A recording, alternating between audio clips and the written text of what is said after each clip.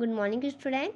तो कल की क्लास में हमने क्या पढ़ा था? प्रश्नवाली 4.1 गुणनफल याद करो, जिसके 2 क्वेश्चन मैंने हल करके आपको बताए हुए थे और बाकी क्वेश्चन का हल बच गया था। तो चलिए उसमें से कुछ क्वेश्चन 1 या 2 हल मैं करके आपको देती हूँ और बाकी के जो हल रहेंगे वो आप करेंगे। ठीक है, तो चलिए स्टार्ट करते हैं।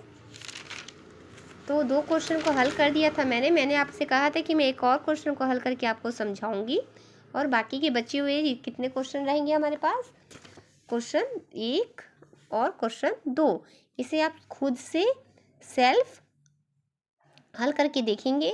अगर वो नहीं बनेंगे तब आप मुझसे कमेंट बॉक्स में क्वेश्चन कर सकते हैं, फिर मैं आपको इसका सॉल्यूशन बताऊंगी। तो चलिए बचे हुए क्वेश्चन को हम हल करते हैं।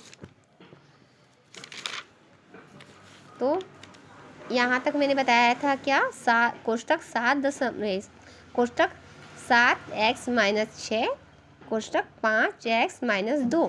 तो पहला काम हमें क्या करना था? पहला काम हमें ये करना था कि पीछे का जो कोष्टक रहेगा उसे हमें पीछे जो कोष्टक रहेगा और उसके अंदर की जो संख्या रहेगी उसे हमें 2 बार लिखना है, जो कि मैंने लिख दी। दूसरा काम हमारा क्या था?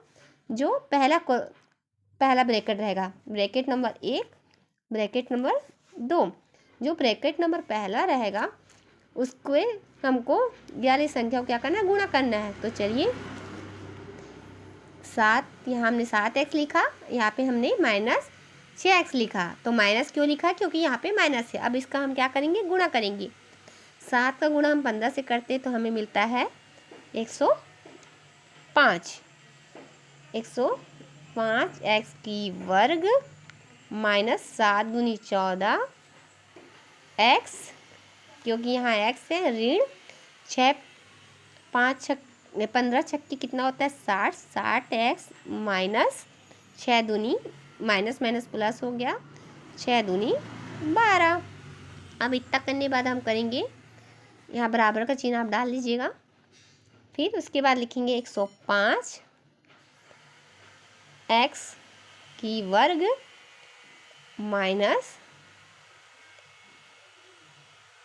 माइनस अब हम क्या करेंगे? 15 का गुणा हम 6 से करेंगे तो 90 आता है, यहाँ 90 आएगा। ठीक है, यहाँ मैंने गलती से लिख दिया था, इसे आप सुधार के 90 कर लीजिएगा। फिर 90 में हम अगर 14 जोड़ेंगे तो हमें मिलता है 104, है ना? 104 x धन 12। आपको मैं ये करके दिखा भी देती हूँ, जैसे कि 90 और ये क्या हो गया हमें? 14, 4 का 4 2। ठीक है, इस तरह मैं डायरेक्ट इसलिए कर लेती हूँ क्योंकि हमें क्या हमारी प्रैक्टिस है, पर आपका प्रैक्टिस नहीं तो आप इस प्रकार ही रफ करके ही संख्या निकालेंगे, है ना?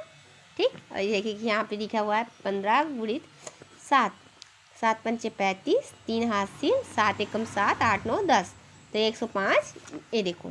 ठीक है, तो आपको ये क्लियर हो चुका है ना?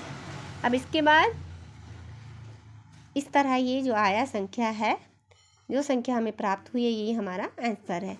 तो आपने देखा मैंने प्रश्नवाली 4.1 से जो कि क्वेश्चन था गुणनफल याद करो, उसका क्वेश्चन नंबर 1, क्वेश्चन नंबर 2 और क्वेश्चन नंबर 3 ये मैंने आपको हल करके दिखा दिया है। Question number 1, question number 2, question number 3 और बाकी जो बचे हुए क्वेश्चन है प्रश्न वाली 4.1 के क्वेश्चन नंबर 4 और क्वेश्चन नंबर 5, इसे आप स्वयं करके देखेंगे सेल्फ। अगर किसी प्रकार की कोई दिक्कत हो आप कमेंट बॉक्स में मुझसे पूछ सकते हैं। आप वीडियो में बने रहे लास्ट तक, उसके लिए आपका बहुत बहुत धन्यवाद।